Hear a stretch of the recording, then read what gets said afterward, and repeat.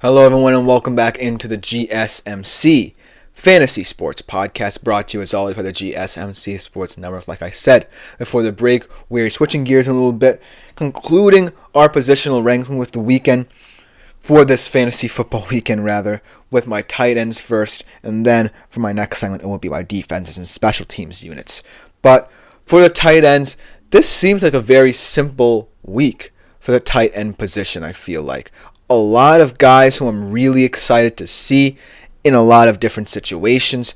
And most importantly, I feel like they're in this period of time where, we now can gauge them properly and know that they can either be the guys we always thought they could be, consistent by a week-by-week basis, or we know that they're busts. And some of these guys, have had up and down starts this season. For the most part, I feel like we've gotten a sense of who they can be.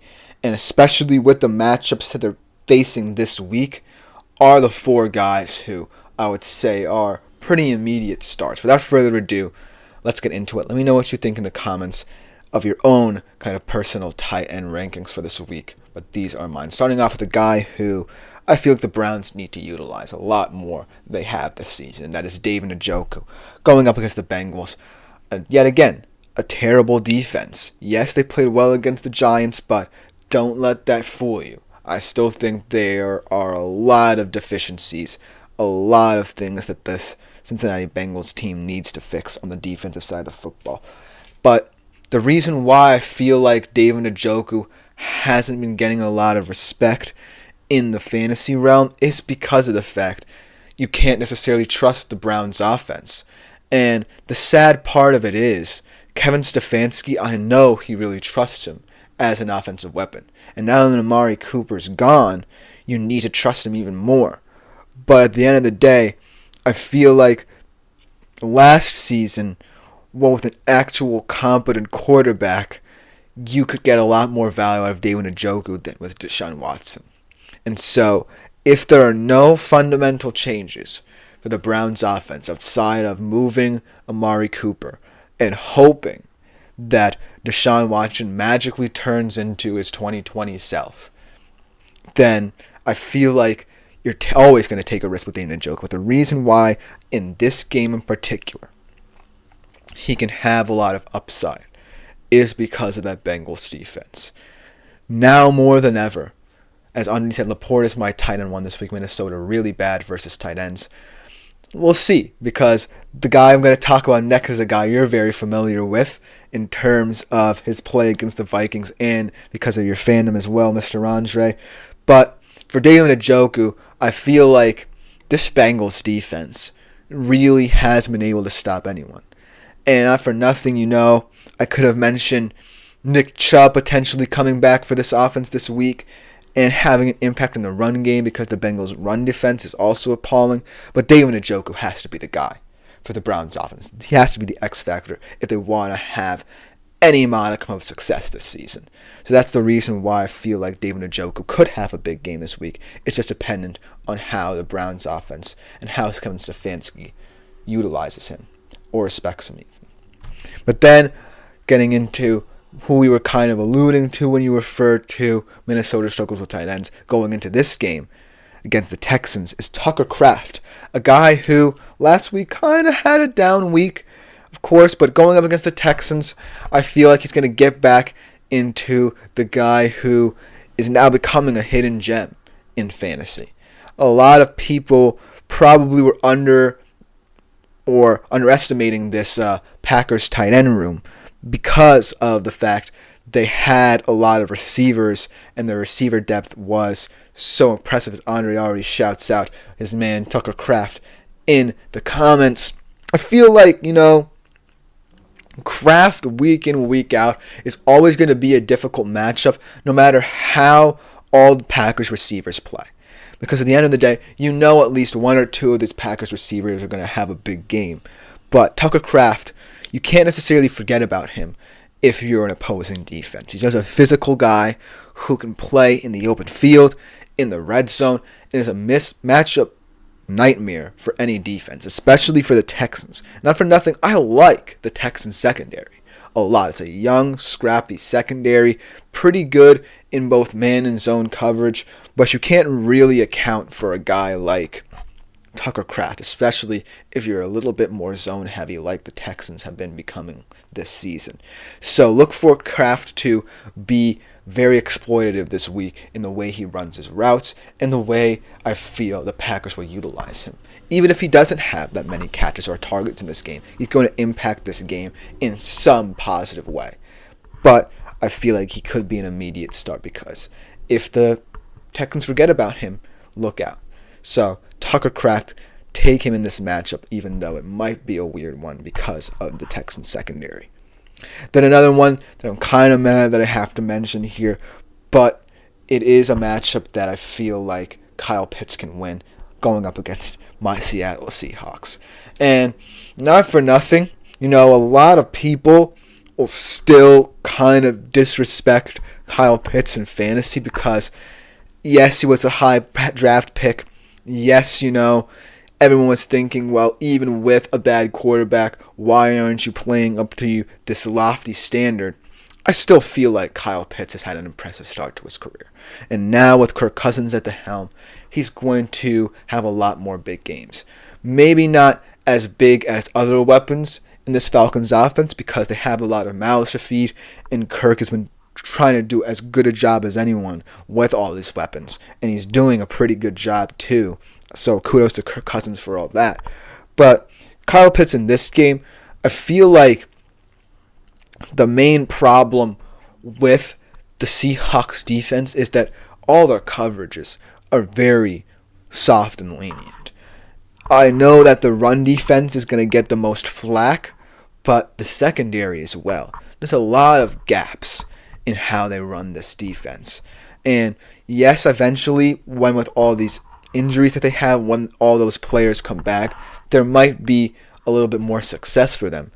But until that day, I feel like running backs and tight ends against the Seahawks will have a field day. And that's just the nature of this defense at its current state.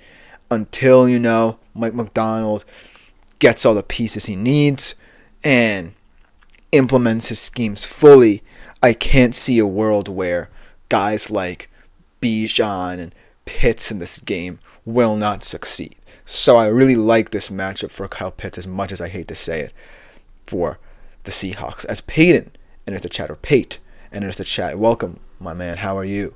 Should I drop one of Dak Prescott, as he says he has Caleb Williams as well, Christian Kirk, or Dobbs, to pick up Jerry Jeudy? I feel like that's an interesting question because while I feel like Jerry Jeudy can be a major factor now in the Browns offense, I don't see how, as he also asks about Dobbs or Javonte Williams being a starter for this week in a PPR league, I don't see how Jerry Jeudy can positively impact this offense now, even without Amari Cooper, if there's still so many questions about Deshaun Watson.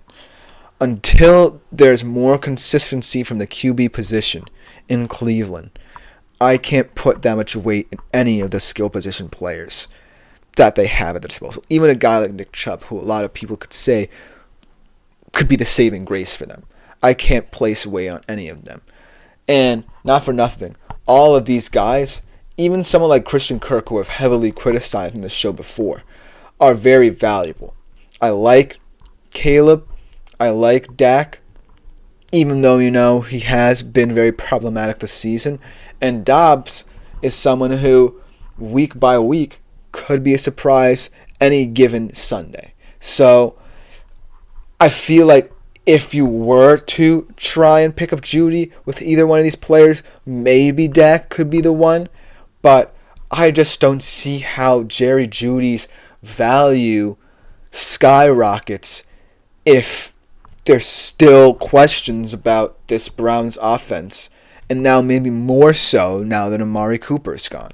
So that's just my opinion of it, but if you were to go through with it, I would feel most comfortable out of all the players you mentioned giving up Dak, because he has been pretty problematic this season for Dallas.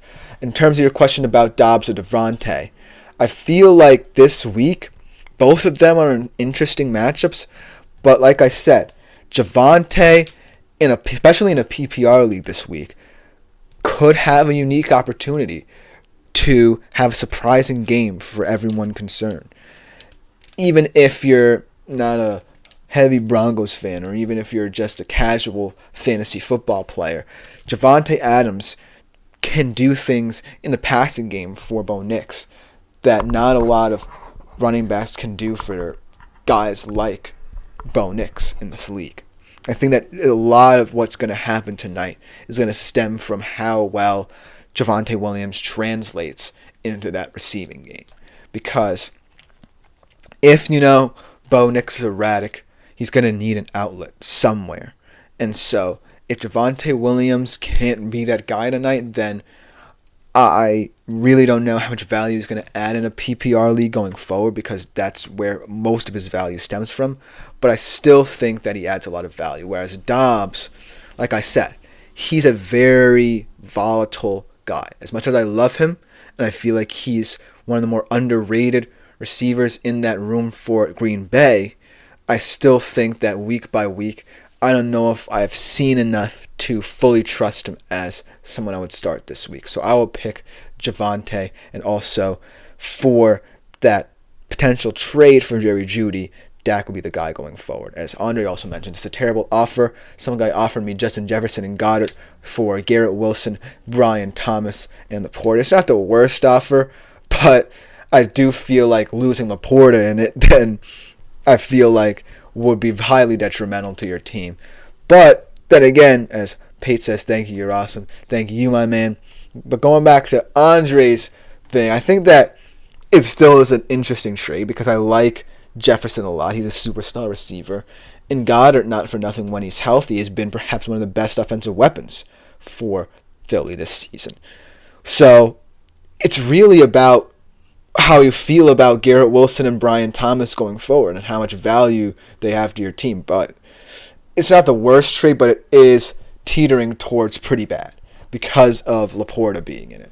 Trying to sneak in Laporta while offering, potentially two guys who, while pretend to be superstars in this season, aren't necessarily going to help you if your team is already so stacked. That's the reason why I can't really buy into it completely. But it's up to you in terms of how you feel Wilson and Thomas will play out, because those are the X factors there in that trade. But to conclude a little bit of my tight end segment, as I honestly said I could do it, but IDK trading Laporta scares me, although Jake Ferguson is my backup. I do, though, like that tight end room of, if you go through with it, Goddard and Ferguson, because they're very balanced. But then again, Laporta isn't a whole world talent at the position.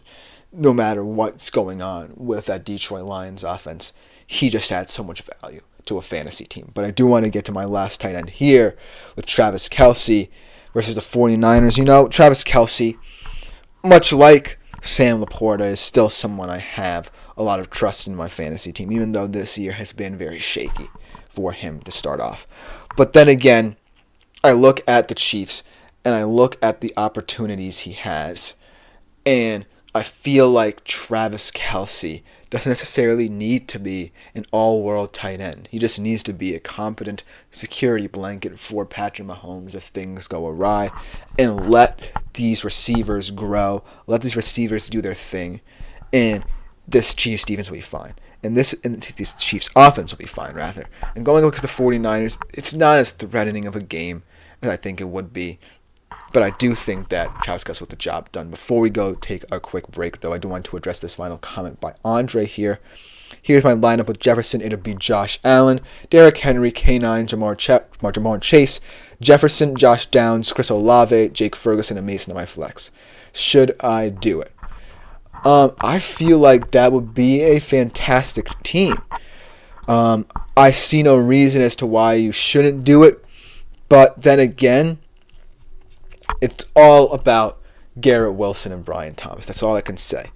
If you're really confident that both of these guys are sell-high guys, then by all means do it. And it wouldn't really change your team all that much. In fact, it will make it still as strong as it was before.